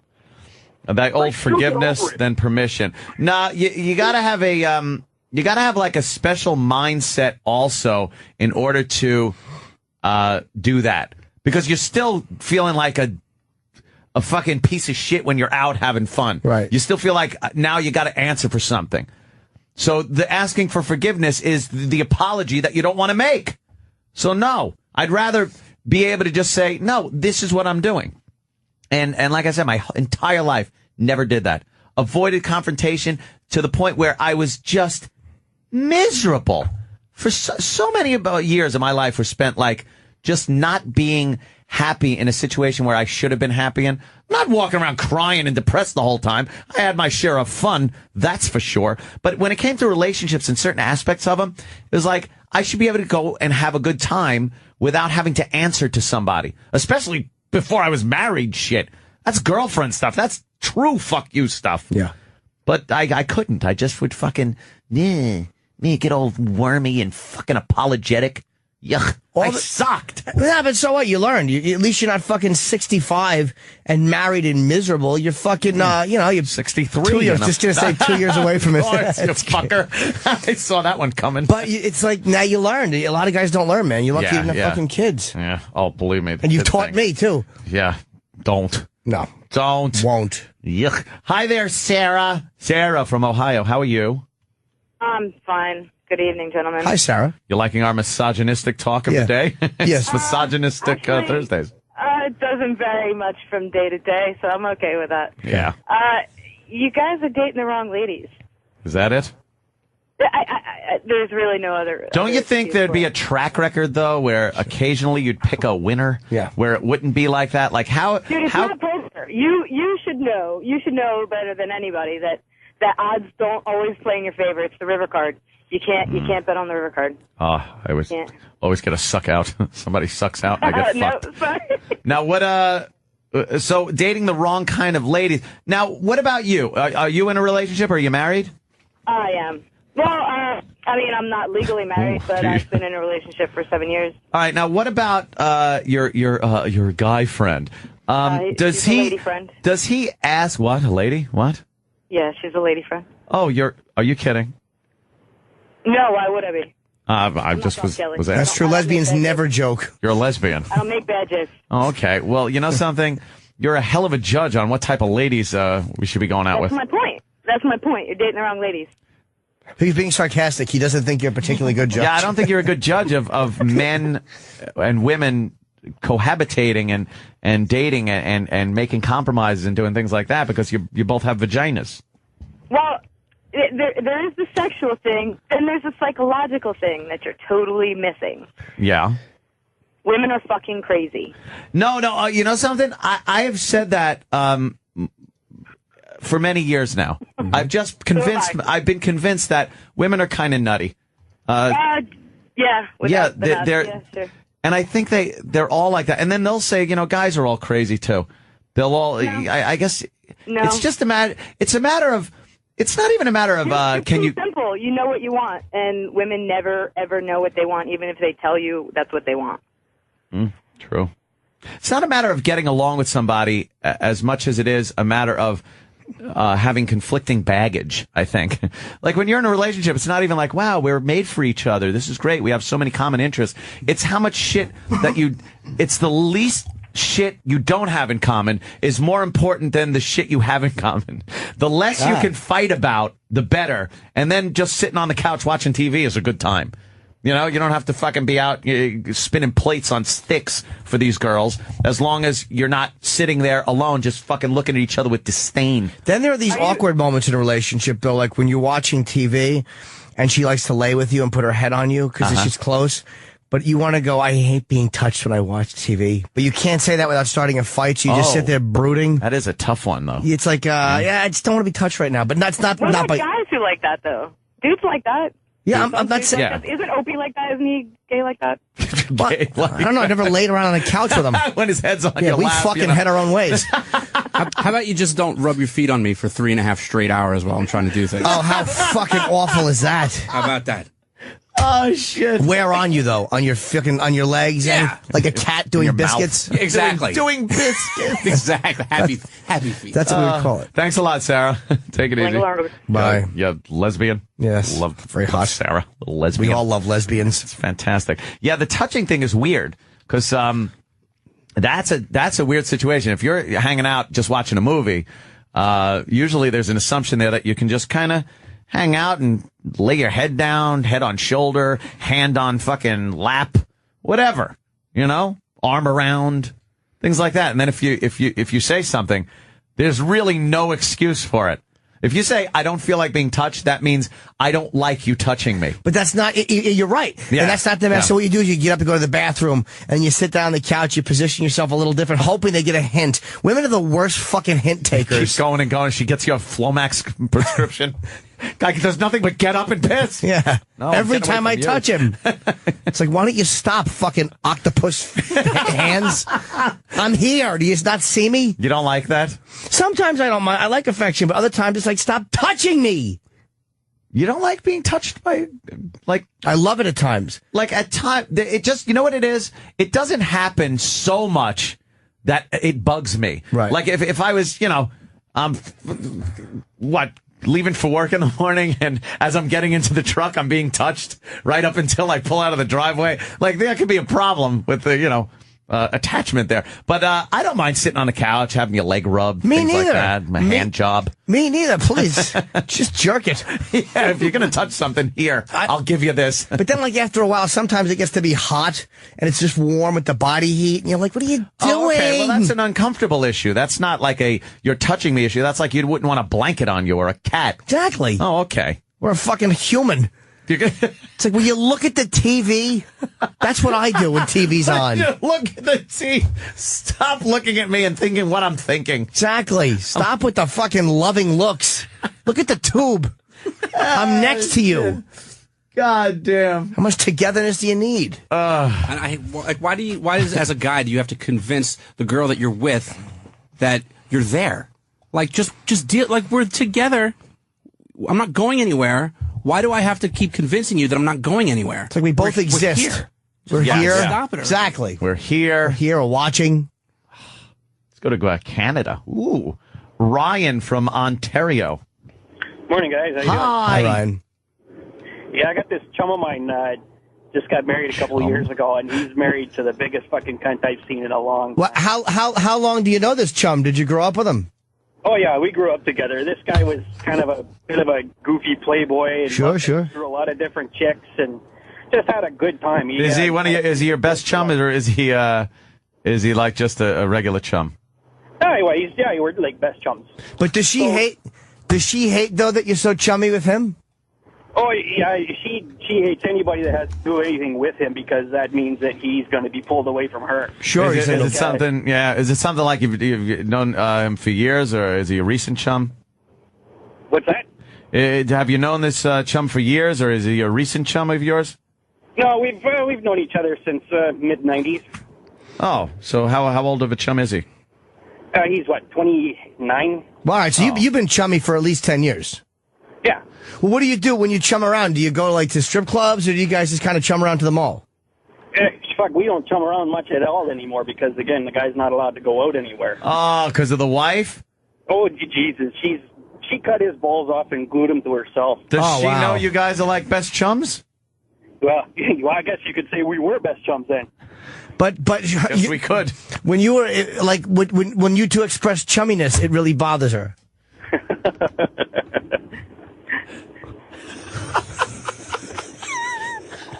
Dude, that is the dumbest word for a friend I've ever heard in my life. I would only want to hear that your friend's a chum if you were explaining why he was eating with a shark or by one.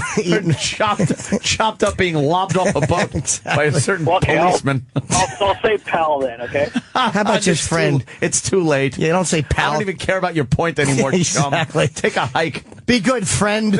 Chum. I love it. Chum. You chum. We must have said chum 1,478 times. What an ass. Chum. Hey, Jeff, my chum from Connecticut. What's up? How are you, friend? Hey, Anthony. Good. Hey, congratulations, Anthony. Hi, Jimmy. Hi, buddy. Thank you, sir. Hey, my brother is going through a divorce right now. Same exact thing that you did, Anthony. Yeah. Same scenario. Mother-in-law buttoned in the whole thing. They kicked him out of the house. The mother-in-law lives a block away. Kicked him out of the house. He still pays every fucking bill in this house. Everything. She has a business in the house as a beautician, beauty parlor. Yeah. And he's getting fucked. She wants lifetime alimony. Lifetime. Do they have kids? Lifetime. No kids. How old? I got 2 kids. I pay my ex-wife over $600 a week. She wants close to that for lifetime. Wait, how old is the woman? The woman, she's 40. Ugh. God, what a fucking disaster. Fucking nightmare. Fucking nightmare. Oh. And he's got to pay her, before this is all said and done, he has to pay her $2,000 so she can go out and look for an apartment in the meantime before this. Yeah, that's good because, they're helpless. Yeah, exactly. All right. Well, thank you. We've been through this 1,000 times. Yeah. Thanks, man. You good, guys. Thanks. It's ponderous. But, yeah, I'm done. Great. Yeah, I want to hear the interview with Snoop Pearson from The Wire and Louis C.K. Thanks. I don't know who it is. Who's that? I don't know. I don't know. I'm being chastised. Wait, is that Snoop? That's Snoop! I don't know. What's up? Wire! What's up? I don't know what's going on. Yeah, it is. Snoop, what's up? I know Snoop. Yeah, from The Wire. From man. The Wire. Is that kid in The Wire, really? It might be a girl. Yeah.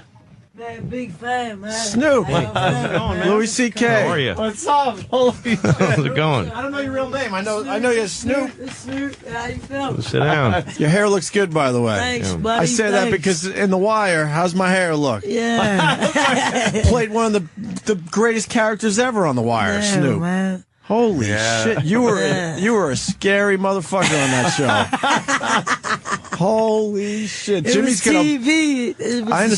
scripts, man. I had to do what I was paid for, man. You know. Jimmy's gonna be so bummed he's not here Jimmy's today. gonna be so pissed. Good. It's like his What's up, favorite show, Jimmy? right? Yeah, absolutely. Yeah. Dan, what Jimmy's are you filming doing, a movie in Boston, but he'll be back tomorrow. What? Music. I just had an interview over there. Music, television, reality show ready to come up. You know. Which one? What are you doing? Just trying to help kids get on the right track, you know, just like T.I. Road to Redemption. You know, I'm gonna switch it up in my own flavor. So going all over the world, just helping kids, you know, out the ghetto. Go ahead. What's Say your, it. where you from, man? What's that accent? Where are you from? Baltimore. Wow, man. Yeah. It's different than Sal, my stepfather's accent. No, Baltimore is the He sounds South. like this. Baltimore is the Sounds South. like Row. It's the start of the South. Yeah, it's just where it Pretty starts. much, yeah. Sal sure don't sound like that. No. And you were discovered on the streets, right? Yeah, in a nightclub. Michael K. Williams played a character Omar. Sure. And Yeah, fucking he Omar. told me come on through. I came on through, and here I am. Making a long story short. you Just know? like that. His whole Yeah. life changed because Yeah. Omar was in the same place. Yeah, that was God though, man. Sure enough. Yeah? Yeah, I think so.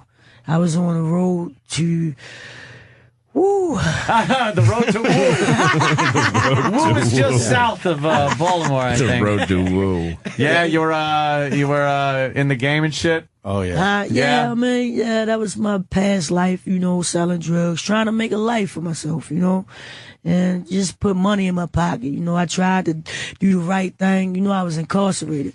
Tried to do the right thing when How I many came years? home. 6.5 years. Holy. So you went to jail and then you tried to change when you came home, you're saying?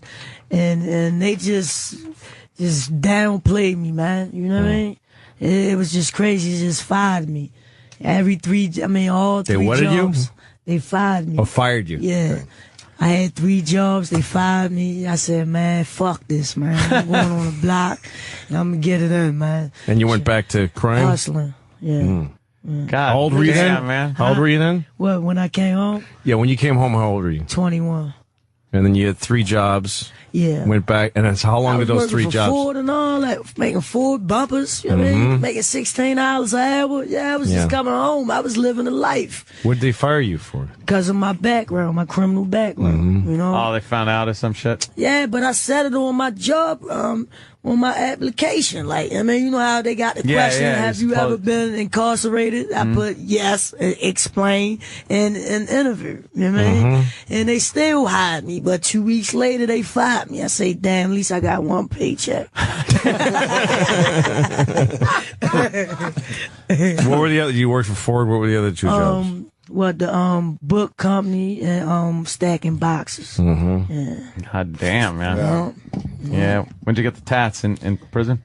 No, I waited till I came home. I wasn't trying to catch nothing. They look too good to be prison tats. Yeah. Like, good thing you steered clear of those Rusty things. needle and Jesus Christ, those things always look like shit. Who is that? Who's Arnold? That's my uncle, man. Your uncle? Yeah, he passed away while I was locked up. You know, that was like, you know, when you don't know, y'all don't know. No. When you're incarcerated, you know, all your friends and like half of your family just, you know, disappear on you. And it's the man that He stayed with you? Yeah, exactly. You know, visits, phone calls, money orders, all that, you know, so he with me to my dying day, you know.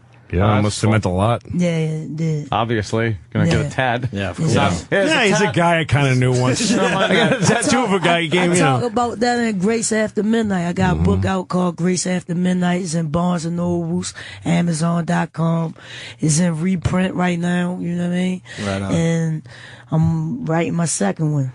And some kid is stacking that book in a box somewhere in Baltimore, where he used to work. God damn, we don't even have any time left right now. Just have me back, man. I just ran in to say hello, man. Snoop, I done Jimmy, sat down, man. You got to come back when Jimmy's here. Yeah, Jimmy will shit his pants. Oh my God, loves the Wire, I'm loves gonna put on Snoop. all black and run down on him, man. All right, I'll see y'all later, man. Thanks for having me. All right, Snoop. Okay, man. Very cool. See ya. It's Jimmy's. I got you. Oh, man. I signed this yesterday for Jim, man. Oh, you already signed one for Jimmy? Yeah. Now I'm signing it again for Sign it they again. had it out Yeah, you there. never know. Because I With did Jimmy. K. Slay last night. Jimmy be like, I'll take 2. Winking, blinking. What a psychopath he is. That's cool, man. I'm like, what the fuck? Well, you got scared because I'm like, God damn. she was giving you all sorts of signs outside the window. Man, what's up, man? Love you there. See y'all later. See you, All man. right, Nice Snoop. snacks. Take it easy. It was a good show, you guys, today. Yeah. Louis, you fucking... I love listening shit to going Louis on. C.K. He's Oh. got a way of looking at things. Yeah. Did I say he? Who said he? Who said All he? of us No, I said didn't he? say he. Was I That's the a only he. one? What? I know it's not a he. The whole time. I said man and dude. But I didn't mean like man or dude. That's a man. I No, wasn't that's gonna a say she. miss. I knew that No, too, but I think I that's- might have slipped too. That's a girl. Okay. She was nice. She was a nice girl. Yeah. I think She was a nice guy. officially, Girl. who Yeah. said he instead of she? I think I got one out. Huh? Louis did. Louis did too. What did I say? You said he. To him? Yeah. To that? God damn. No, I was just saying. That- dude. wait, how did I You say said he? dude. Louis said he. What, But how did- and wait, I was what- right there too. Yeah, you said he. That's why at the end I said well, she was giving gang signs to Anthony. Shit.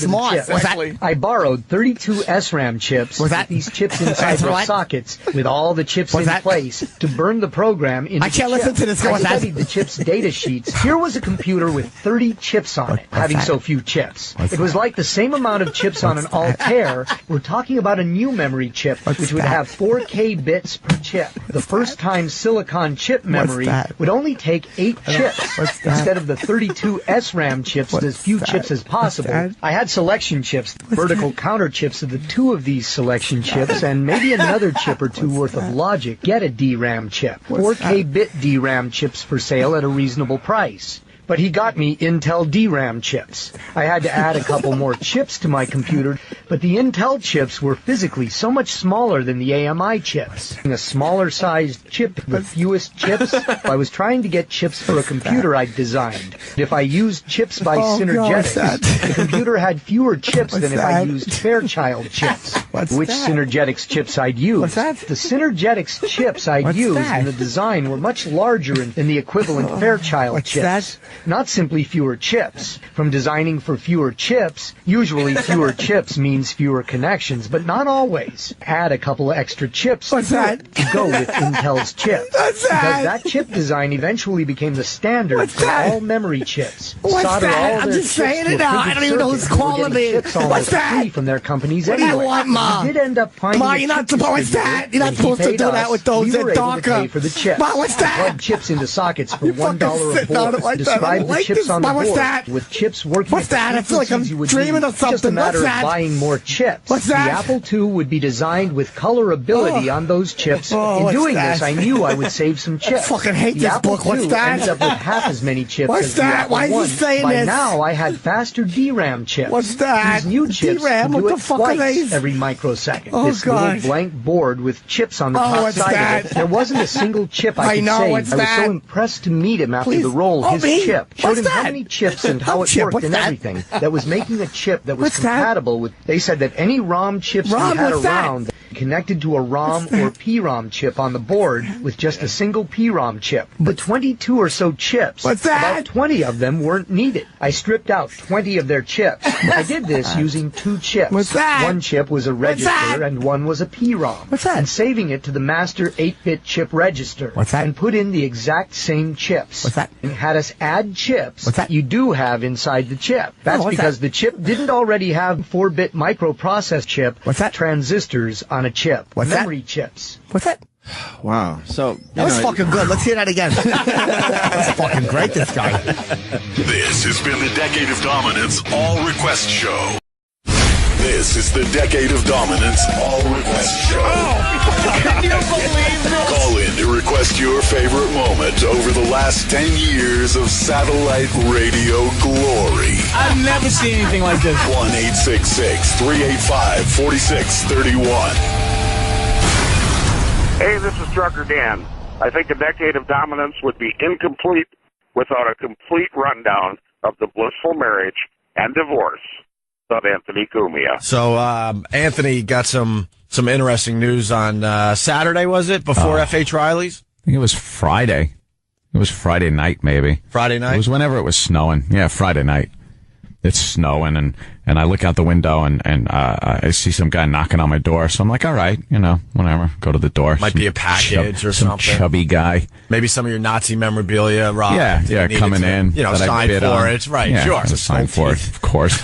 Lampshades, whatever. And I open the door, and he hands me a big stack of papers. And, I've been there before, so I know what that is. You're being served. You got served. I got served. Mm-hmm. I got served. Now, you kind of been hinting in the last few months that this might be coming because... Yeah, I thought it was coming. Anthony's been divorced. I don't even know how long. At this forever. point. Please. 7 years, something like that. 6 It's been years. 7 years, I guess. You've been divorced 7 years. Yeah. And out of nowhere, you get served with papers, and now you got to go back to court because things aren't quite right in her world. Things or are, according to her. Let me tell you, I'll make my statement. Things are absolutely right. Someone is sadly mistaken in her camp over there, the ex-wife's camp. Sadly mistaken at how much money I make. a lot of it is said on the show, and we goof around, and things have been printed in the paper, which we laugh at because they're severely overblown amounts of money that they say that we make. And we just laugh. We're like, yeah, okay, $30 million. That's, I make $30 million. Yeah. When meanwhile, no, we don't. It's only 20. Yeah. Come on, let's get real. Now that'll be in the paper. He said he made $20 million. But they're really sadly mistaken. Can I be completely honest? Yeah. I know we do very well. Yeah. And this might shock some people knowing me and money. I have no idea how much we make a year. I have no clue. You don't know? I swear to God, I could give you a number and I could guess at it. Yeah. I never wanted to know.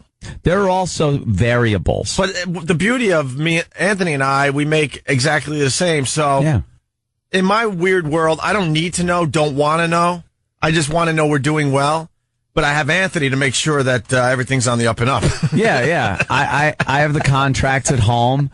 If any question comes up, I look at it and see what we make. Every once in a while, I'll ask Anthony a question about it, and he'll answer me. I'm like, oh, all right. That's what we make. But as I sit here, I swear to God, I couldn't put a number on what we make a year. Yeah.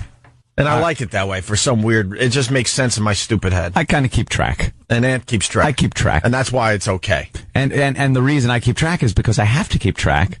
Because I'm involved in a divorce where she has to get money based on how much I make.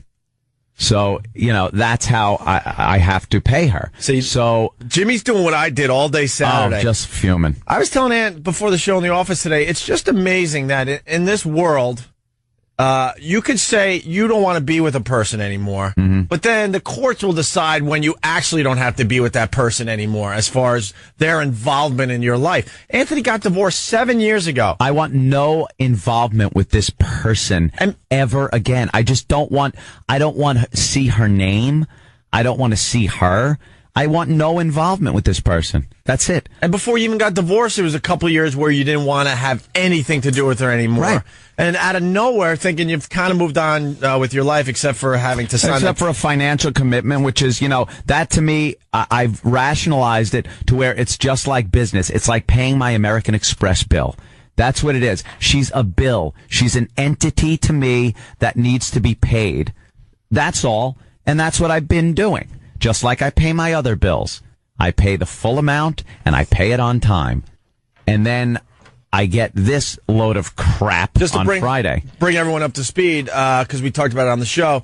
She's been writing on the back of the checks under protest. Like she's cashing these. She's throwing it into some kind of bank account, but under protest. That's why Ant knew something was coming. I knew something was up because you don't write something like that on a check unless you're gearing up to do something later so that you could pull out all these checks and go, well, see, I did cash them, but I was writing this. And obviously someone was telling her to write that. Yes, someone's telling her. She didn't think this up herself. A big, fat, bloated mess of a person was telling her that. Exactly. It's so I get these papers, and there was a brand new deposition. That's her statement as to what is going on and why this whole case is being brought. And it was nothing short of a fantasy novel, this whole thing, her statement. And again, it brought up things with the marriage that are irrelevant at this point. Here's what this amounts to now. Because they think I'm making more money than I am, they want a complete assessment of, what I make and my tax returns and stuff like that. And you know something? Okay, I'm fine with that because I have absolutely nothing to hide. Hand over my tax. I'll give my tax returns over to a judge, whatever they need, to see how much I make, and let's see if it matches with what I've been paying. And you know what? It will. It'll absolutely match because I think you have this overinflated view of what I'm making. And they are in for a big surprise. A big, big surprise. So she wants more money now, 7 years later? Apparently, they think I've been... And that's the thing. Imagine if every time a bill came in, you paid it. Like the American Express, let's say. Comes in. You pay it. On time, in full. Every single time you're supposed to pay it. And then you get a lawsuit filed by American Express saying, hey, what's your problem? You're supposed to be paying us more, and we're suing you. You'd be livid. And this is not even like American Express because this is not even a product you're getting to use. This is interest on a product that was busted 7 years ago. Exactly. Yeah. Please don't pull me over tonight. I'm on my way home. No, officer, it's like this. Look, you can understand. You got to understand. If you want, look, I wasn't going to drink tomorrow and be right back at this spot, and you can arrest me tomorrow. Look, I wasn't going to drink and drive, but look what I got going on in here. Yeah, come on. You got to help me out. Help me out, sir. But out of the blue, she just walks up and says, the bottom line is, it was out of the blue. Out of the blue. I saw the whole thing go down like it was yesterday. They were hanging out all night. Yeah. I was hanging out with Ope and just kind of like talking about things, the BAB crew, things like that. Just having fun, hanging out. And she was hanging out with this other girl all night. And, they'd been tying one on and stuff. And apparently the conversation that they were having had turned to that. And then before I knew it, I was being approached and said, hey, we'll go back to our house with this girl. And the three of us will hook up and have some fun. Two girls for every Had you ever done anything like that in your life? Nope. That was first time. Wow. Yeah. First time. Fill it up. You're filling up a little on this one? So at that point, like I said, 3 years in, right then, I knew something was amiss with the marriage. Because that stuff is all well and fine. It's, believe me, a lot of fun. You're not going to complain. It's great. As a guy, it's one of those things, again, number one fantasy, blah, blah, blah, blah, blah, blah. You're not going to complain when you're in it and you're in a drunken stupor, but then when you're back to regular life, you're like, You're kind of thinking, yeah, all right, something's a little amiss. Something's missing here and this is with all the love and support I gave as a wife, my wifely duties, my husband left me after, shut up. So what happened was after that, wait a minute, and that went on a couple of times, by the way. Yeah, well, don't skip over that. I'm not. Was it really good? Glossing over that. Was it good? It was a blast. It was a lot of fun. Did you focus on each person equally? No. How the hell would you do that? That's stupid. That is the dumbest thing I've ever heard. You got a new broad laying there right there. What are you going to do? It wasn't a 50-50 split. Oh, 50-50. Stop it. It was 10-90. 95-5. One got everything, and the old wife got a pat on the head. Pat on the head. Good girl. Thank you. Just waited for her to pass out. It was really yeah, exactly. It was just it was one of those, one of those opportunities, and that had happened a couple of times after that, with the same girl, one of those deals, and then after that was done, wasn't there a Boston trip involved? Boston trip? Oh, I don't even remember. Try to remember. Yeah, I'm trying to remember. I don't remember, but that went on. I know it was a lot of times when we were when we would drive back down to New York on the weekends. I think that's what I was getting at when you guys left Boston. So we were still in Boston. We were living in Boston at that point, away from the situation, but came home on the weekends, down to New York on the weekends, kind of a thing. So that's, that was how the whole thing started of blah, blah, blah. Where's my loving marriage? Well, if it's such a great marriage, why the hell, are you bringing your bisexual tendencies into it? And, so the first part of it is the deposition, which is, things about the marriage. And this has nothing to do with that anymore. This is a math figure. This is a math problem. That's all it is. It's how much do you make? How much is she entitled to? End of story. This isn't any more about emotional damage and I was in love and he left me for another woman after 9 years of marriage. 7 years ago, he decided to leave me for another woman. Did I? Did I really? That's what the deposition said? Yeah. That was the statement in the deposition? After her love and support of 9 years, he left me for another woman. Really? Did I just up and leave? Or were there little circumstances that you're leaving out of the deposition that I won't leave out of mine? I certainly won't. You want to include that crap in there? How about 3 years into our marriage? 3 years into our marriage, if that. Let me think. What year was that? I was married in 90. There was 91, 92, 93. When did we go to Boston? Boston around 95-ish, but early 95. So I'd say about, I'd say 3 years into our marriage. I'm at a gig. Ope's there. We're having a blast. Drinking, having fun. We were getting ready to leave for Boston. I remember this day like it's the back of my hand because I'm having a great time it was great. with Anthony. We're celebrating the fact that we're going to work together finally full time in Boston, do afternoon drive, blah, blah, blah. Yeah. And we're saying goodbye to the listeners that we had from BAB out there on Long Island. Yeah. Big party. They kind of threw us like, all right, I'll see you later party. And all of a sudden, it's still kind of early, and Ant's like, I got to go. Like, where are you going? Yeah, where are you going? I got to go. And believe me, I wouldn't even be saying this if I thought for a second it was like a lie or dishonest, because I could be held liable, of course, for what I'm saying. But this is so absolutely the truth. And there are people that saw it. I saw it. There could be witnesses that could come forward. Can I be a witness? And say, absolutely. You're cordially invited to be a witness because you were there. I was kind of pissed off. I think my brother was there. I think I was pissed off and jealous at the same time. Because I had to leave. I had to leave immediately. 2 girls for every boy.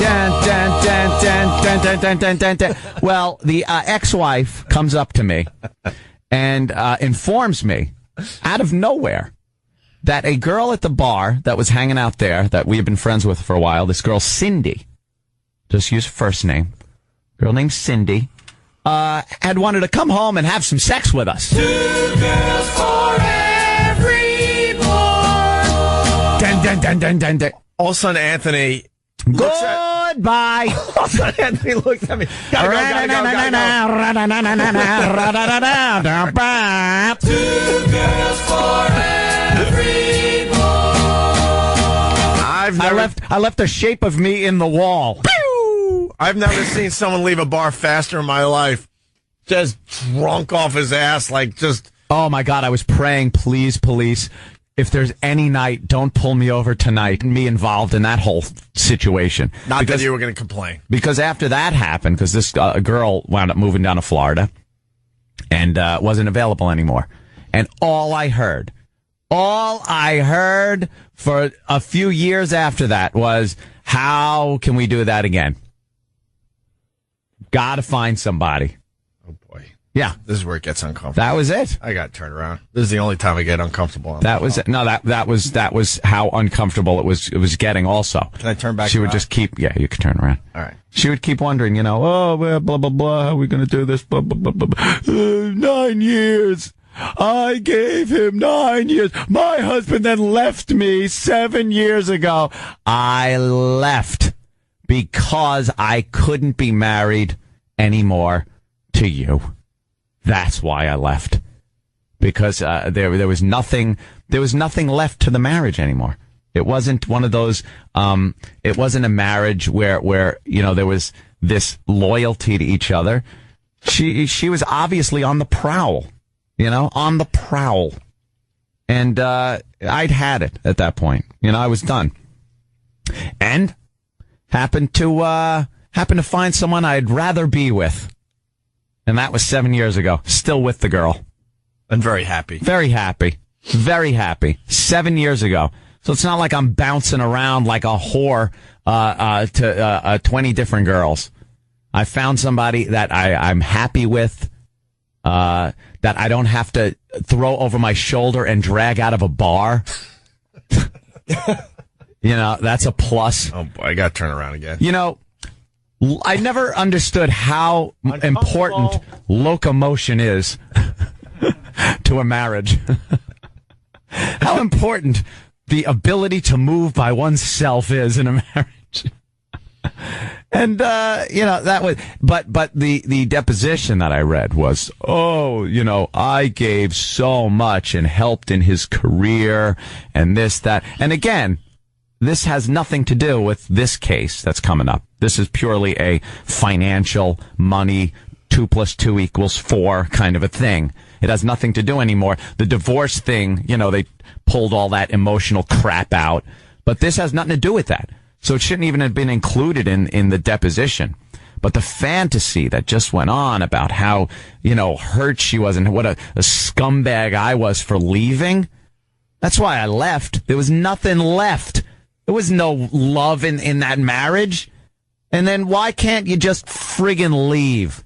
You got to be saddled with a debt, and now I got to look at her effing face in a courtroom again? By the way, everyone's cordially invited. It's April 12th. At the courthouse in New York City. I believe it's 60 Center Street. You sure it's the 12th? You gave me another date. No, it's the 12th. Right. I remember you gave me another date on Saturday. Yeah. That's all. Because I already wrote it down on my calendar. It's Center Street. Please, come one, come all. Have fun. Sit in on the gallery and watch and have fun. What day of the week is that? I believe it's a Thursday. Oh. Not sure. I think it is. Look how excited Come Jimmy down, is. have some fun.